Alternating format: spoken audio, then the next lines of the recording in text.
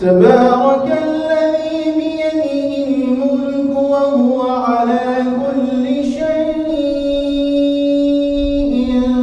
قدير الذي خلق الموت والحياة ليبلوكم أيكم أحسن عملا وهو العزيز الغفور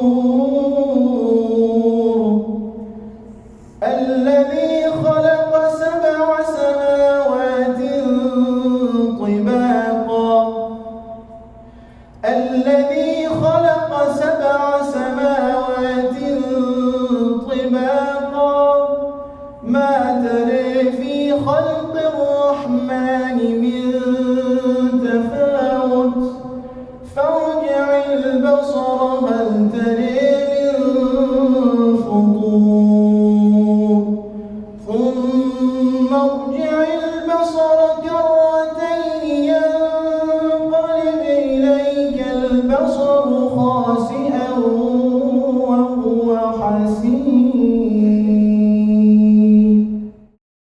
بسم الله الرحمن الرحيم. قال تعالى: تبارك الذي بيده الملك وهو على كل شيء قدير. وقال رسول الله صلى الله عليه وسلم: إن سورة من القرآن 30 آية شفعت لرجل حتى غفر له هي سورة تبارك الذي بيده الملك وهو على كل شيء قدير. أو كما قال عليه الصلاة والسلام. One of the frequently recited surahs is Suratul-Mulk. And because of the numerous ahadith and statement of companions in regards to Suratul-Mulk, ulama have mentioned that anyone who recites Suratul-Mulk with their hearts, they will be protected from the trials of this world and the next. Whoever recites Suratul-Mulk will be saved from the trials of this world and the next. Islam arrived in America through the Atlantic slave trade from the 16th century through the 19th centuries. While hundreds of thousands of Muslims arrived during this Atlantic slave trade during this time, the stories of only a few of these Africans have been preserved. Only a few of them have been preserved and known. One of these stories is a story of a student a student of knowledge, by the name of Omar ibn Said. Omar ibn Said was an educated African man, born in 1770 in Futa Toro, modern-day Senegal.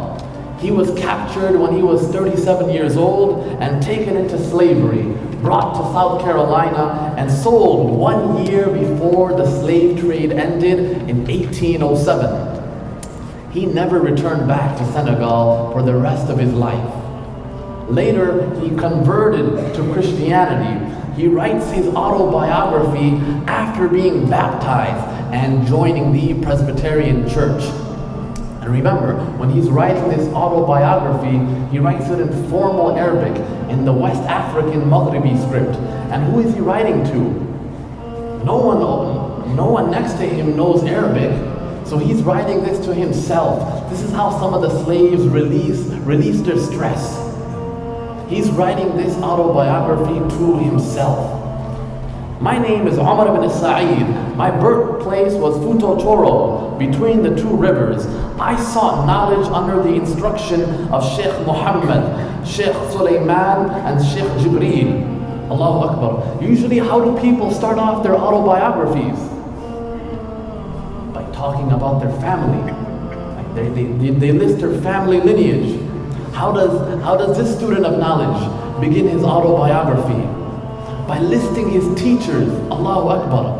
Look how much respect he has for his teachers. Look how much respect he has for the ulama. He continues, I continued my studies for 25 years. Then came to our place a large army that captured and killed many of my men. They took me and brought me to the Great Sea, and they sold me into the hands of the Christians, who bound me and set me on a great ship. And we sailed on this ship for 1 month and a half until we arrived in Charleston. You asked me to write my life. I have forgotten much of my life, as well as the Arabic language.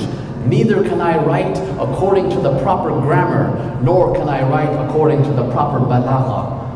And so, my brother, I beg you, in God's name, don't blame me, for I am a man of weak eyes, and I am a man of a weak body. They took him away from his home. They took him away from his family. They took him away from his teachers. They took away his language. Look how his Arabic lesson, it weakened. The less you use a language, the weaker it becomes. They took away his education. They took away his strength. He remained enslaved till his death in 1864.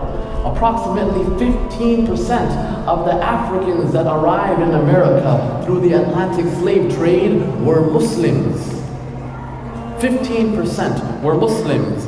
Although Umar converted to Christianity in 1821, his Presbyterian pastor and other historians write that he maintained his Muslim faith throughout his life, just by looking at his autobiography. He starts off his autobiography with Bismillahir Rahmanir Rahim.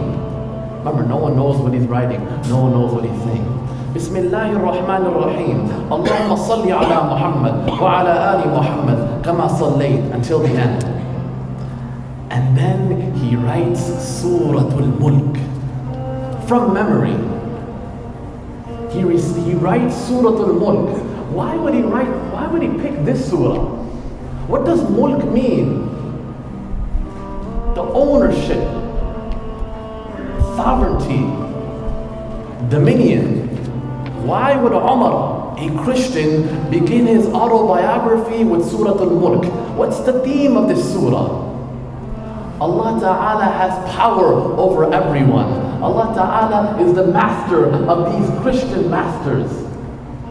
That's the theme of this surah. Omar ibn Said even writes down the 12th and the 13th ayah. إِنَّ الَّذِينَ يَخْشَوْنَ رَبَّهُمْ بِالْغَيْبِ. Verily those who fear their Lord secretly, لَهُمْ مَغْفِرَةٌ وَأَجْرٌ كَبِيرٌ. They will be forgiven and they will have a great reward. وَأَسِرُّوا قَوْلَكُمْ أَوْ اجْهَرُوا بِهِ. And conceal your speech or let it be known. إِنَّهُ عَلِيمٌ بِذَاتِ الصُّدُورِ. Allah knows what is in your hearts. That's what Umar ibn Said that's how he starts off his autobiography. Today, there is a masjid in North Carolina that commemorates Umar ibn Said. Today, we have the freedom in this country to pray to the one who created us. We have that freedom. Let's take advantage of this opportunity. Let's not forget those African brothers who paved the way for us. Let's not forget about their stories. These Africans who came to America, they were beaten. They were humiliated. They were executed. Their women were raped. They saw their families torn apart, their loved ones killed. Despite all of this, they continued to pray. They continued to fast. They continued to give zakat. They continued to dress in this manner. They continued to read the Quran. They continued to write the Quran, Suratul-Mulk. In fact, the first fiqh manual in America was written by an African, Bilal Muhammad. By an African, Bilal Muhammad. They continued to excel in their scholarship. They continued to help one another. They maintained their pride in their names, in their lineage, in their culture, in their tradition, and in their religion. They maintained pride. The Africans, their bodies may have been slaves in America. In America, their bodies may have been slaves to these Christian masters, yes. But their minds were free.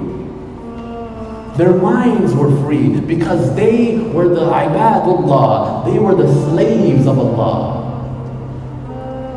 May Allah Ta'ala also allow us to become slaves of Allah. وآخر دعوانا الحمد لله